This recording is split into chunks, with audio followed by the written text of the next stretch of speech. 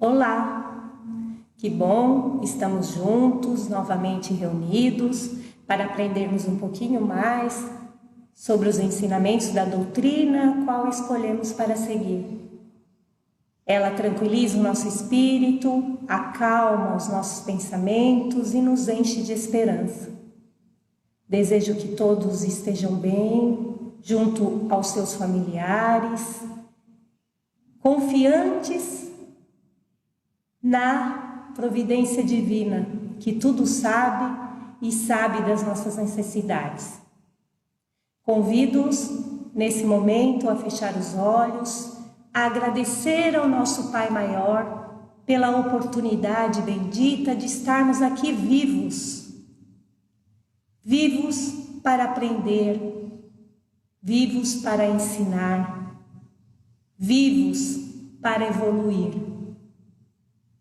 Pedimos permissão à espiritualidade que nos ampara e que nos assiste e todas as bênçãos do nosso Mestre Jesus para iniciarmos a nossa reflexão dessa noite. Que assim seja. Então, dando continuidade, ao nosso livro de reflexão, que é o livro escolhido para nós refletirmos, que traz mensagens que foram psicografadas por Valdo Vieira e por Chico Xavier, por dois espíritos que são muito importantes na doutrina, André Luiz e Emmanuel. Hoje nós vamos refletir sobre uma mensagem escrita por André Luiz. E ela tem como título, foi retirada do nosso livro Opinião Espírita, e ela tem como título Ao Médium Doutrinador. Quando a gente lê assim esse título, nós pensamos, é só aquele médium que trabalha, Aquele médium que trabalha numa casa espírita, aquele médium que está lá orientando os espíritos. Mas não, vamos refletir um pouquinho. André Luiz, logo no primeiro parágrafo, ele fala o seguinte: considera na mediunidade uma poderosa alavanca de expansão do espiritismo.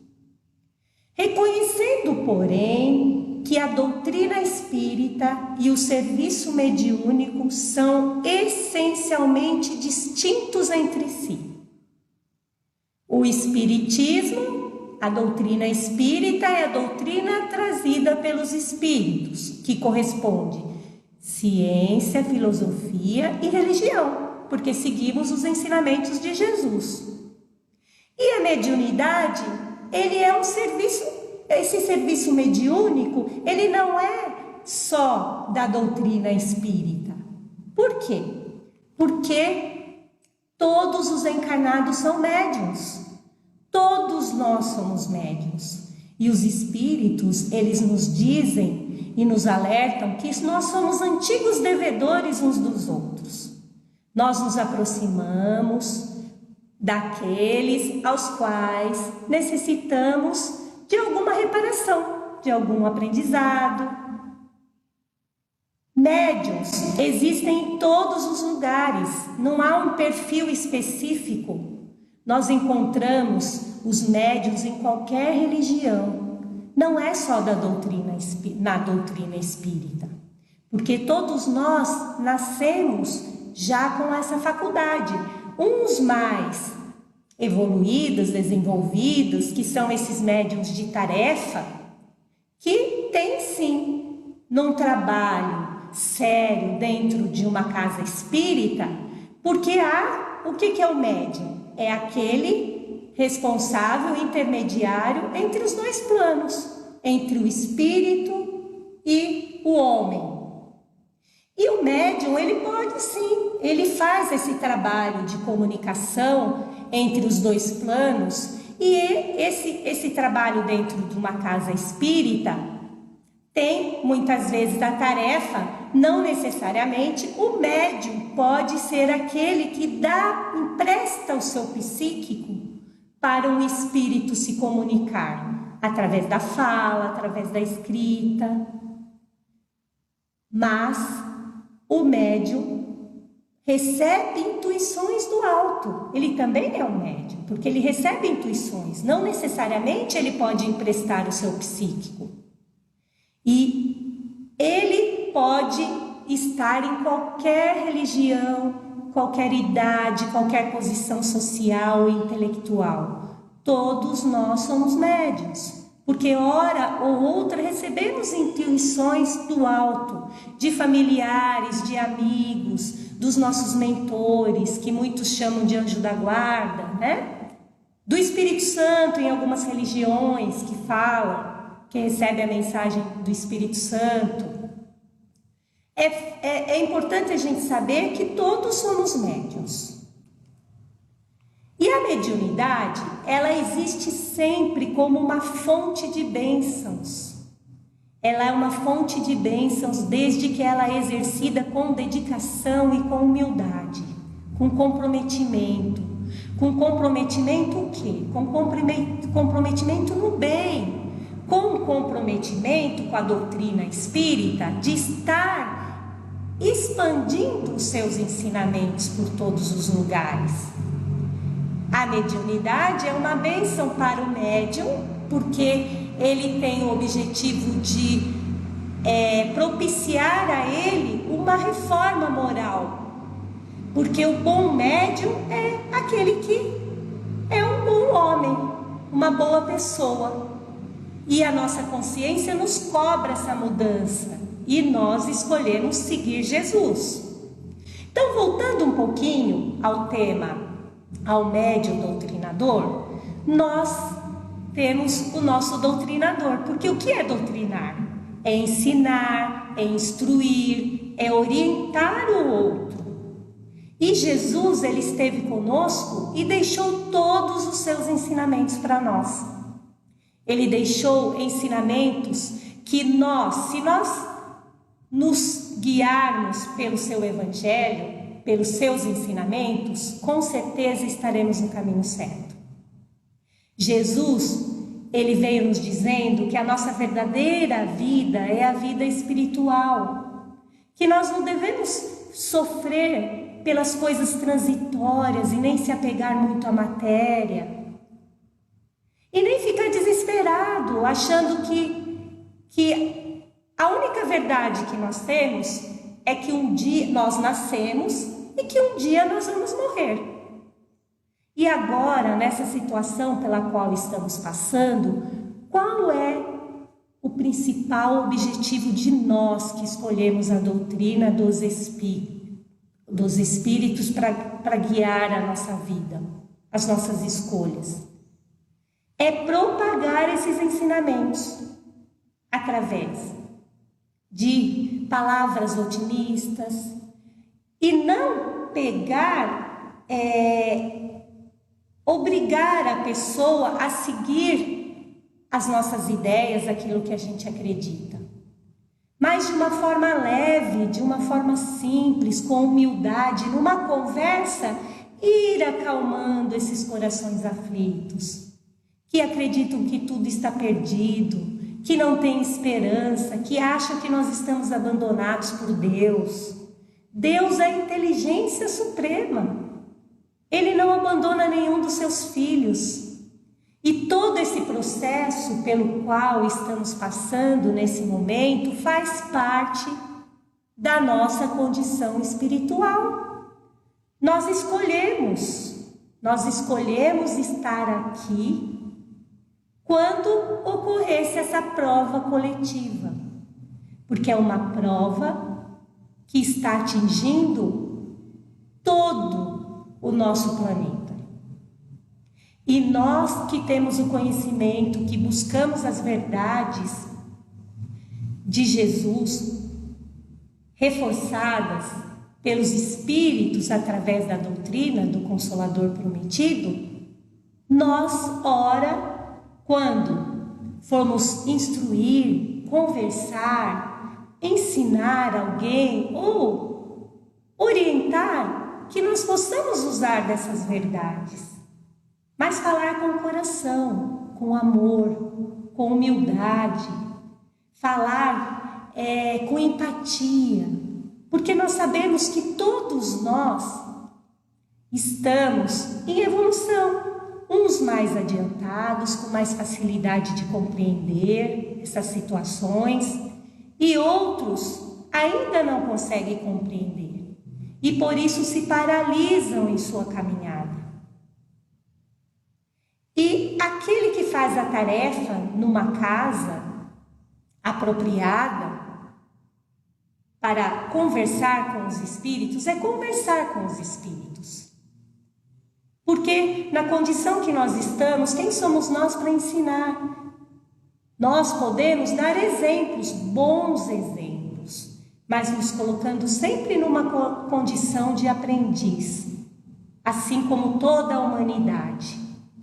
E Jesus disse: não julgai o vosso semelhante. Ele também disse: há muitas moradas na casa do meu Pai. Ninguém vai chegar a Deus se não nascer de novo. Tudo aqui é transitório. Olha quantas verdades, quantas coisas nós podemos espalhar, divulgar para acalmar o nosso semelhante, aquele que se encontra triste, depressivo, sem esperanças. Porque Jesus, ele veio trazer esperança.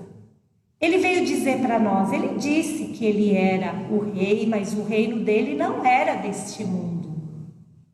E que ele estaria conosco até o final dos tempos. Olha que coisa mais bonita a gente saber disso, né? Enche o nosso espírito de força, de fé. E durante toda a história, nós vimos histórias de cristãos que ali eles eram convictos, eles acreditavam naquilo que Jesus dizia e seguiam confiantes, que a felicidade não é desse mundo. E se hoje estamos passando por esse momento de turbulência, que possamos agradecer a Deus pela oportunidade de aprender. E o que eu posso fazer neste momento? O que eu posso fazer para ajudar o meu irmão? É a empatia, é a fraternidade, é a solidariedade. Posso ajudar com palavras? Posso ajudar com o material? Dividindo o que eu tenho com o outro? Não se restringindo apenas ao nosso núcleo familiar, mas a todos aqueles que se aproximam de nós. Sabendo que todos nós somos médiuns, nós recebemos, muitos nem sabem que são médiuns. André Luiz, para a reflexão dele, ele pegou uma questão do livro dos médiuns, que é a questão 182, que fala sobre os médiuns inspirados, que são aqueles que recebem as inspirações do alto, são ideias voltadas ao bem ou ao mal. Isso depende dos espíritos aos quais nos ligamos através dessa sintonia, dessa afinidade, desse querer, desse propósito. A nossa vida está em nossas mãos. Nós estamos aqui e temos a liberdade de fazer as nossas escolhas. Vamos passar esse momento turbulento, ele vai passar. Porque nós temos os exemplos da natureza que mostram, depois de uma chuva, de uma tempestade, no outro dia o sol nasce novamente. Então a mesma coisa acontece conosco. Hoje temos a impressão de que está tudo atrapalhado, tudo bagunçado. Nós brincamos que nós falamos assim, estamos no olho do furacão, mas não estamos sozinhos.